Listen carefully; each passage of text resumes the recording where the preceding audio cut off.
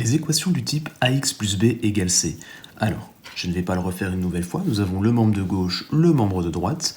La particularité cette fois-ci, c'est que je vais avoir un terme gêneur et un facteur gêneur.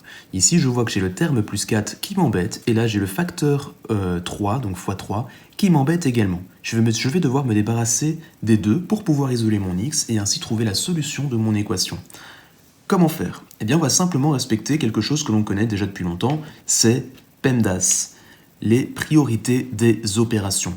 En fait, pour construire votre équation, donc l'étape du haut ici, c'est les flèches qui vont vers la solution, c'est la construction. L'étape du bas, quand on revient vers le x, vers notre inconnu, c'est la résolution. Notre construction, nous allons simplement respecter PEMDAS. Donc, si on regarde le calcul, qui est ici, PEMDAS, qu'est-ce qu'on doit faire en premier? Soit la multiplication, soit l'addition. Eh bien, c'est bien sûr la multiplication. On multiplie par 3, on a déjà 3x. On rajoute ensuite le 4 pour trouver 16. Et si nous voulons résoudre l'équation, eh bien, nous allons simplement devoir appliquer PEMDAS, mais à l'envers. Ça veut dire qu'on va d'abord se débarrasser des plus et des moins, ensuite des fois et des divisés, et bien sûr ensuite des exposants et des parenthèses s'il y en a. Alors, si on résout tout ça, ça nous donne quoi? Le plus 4 va bien sûr devenir moins 4. 16 moins 4, ça me donne 12.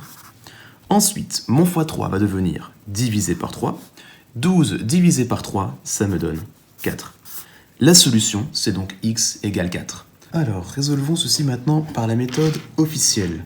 On vient de voir comment ça allait fonctionner, on va le voir ici avec la méthode officielle que c'est exactement la même chose.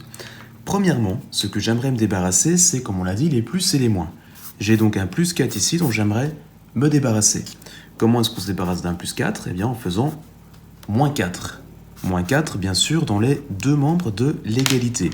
J'obtiens donc 3x est égal à 16 moins 4, ce qui me donne 12. Ensuite, je ne veux pas 3x bien sûr, mais je veux un seul x.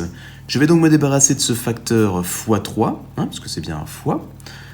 Comment? Simplement en divisant par 3, si vous regardez bien, c'est ce que j'ai fait là au-dessus. 3x égale 12, c'était l'étape intermédiaire qui se trouve ici. Je divise par 3 de l'autre côté également. J'obtiens x est égal à 12 divisé par 3, ce qui me donne x égale 4. C'est bien la solution que j'avais là-bas. Donc tout ce qu'il faut retenir pour résoudre une équation de ce style-ci avec plusieurs étapes, c'est simplement d'appliquer PEMDAS à l'envers. D'abord se débarrasser des additions et des soustractions, ensuite des multiplications et des divisions. Dans ce cas-ci, normalement, il n'y aura pas plus d'étapes que ça. Alors, faisons quelques exemples comme d'habitude. Donc premièrement, se débarrasser des plus et des moins. Je vois ici que j'ai un moins 1. Je me débarrasse du moins 1 en faisant plus 1 dans les deux membres de l'égalité. J'obtiens donc 2x est égal à 8. Deuxième étape, je vais me débarrasser des fois et des divisés. Dans ce cas-ci, j'ai un x2. Je me débarrasse du x2 en faisant diviser par 2. Si je divise par 2 dans les deux membres de l'égalité, j'obtiens x est égal à 4. Équation résolue. Deuxième exemple, j'ai un plus 3. Je m'en débarrasse. Je me débarrasse du plus 3 en faisant moins 3 dans les deux membres de l'égalité. J'obtiens donc 5x est égal à 15. Je me débarrasse ensuite du x5 en faisant diviser par 5 dans les deux membres de l'égalité et j'obtiens x est égal à 3. Équation résolue.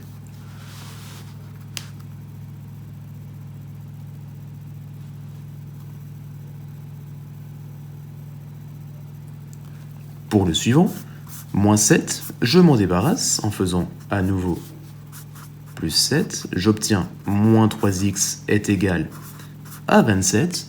Et là, on n'oublie pas, si jamais on a peur de se tromper avec les signes, on va d'abord se débarrasser du x3 et on va garder notre x. Donc on va diviser par 3 à gauche et à droite. On obtient donc moins x égale 9.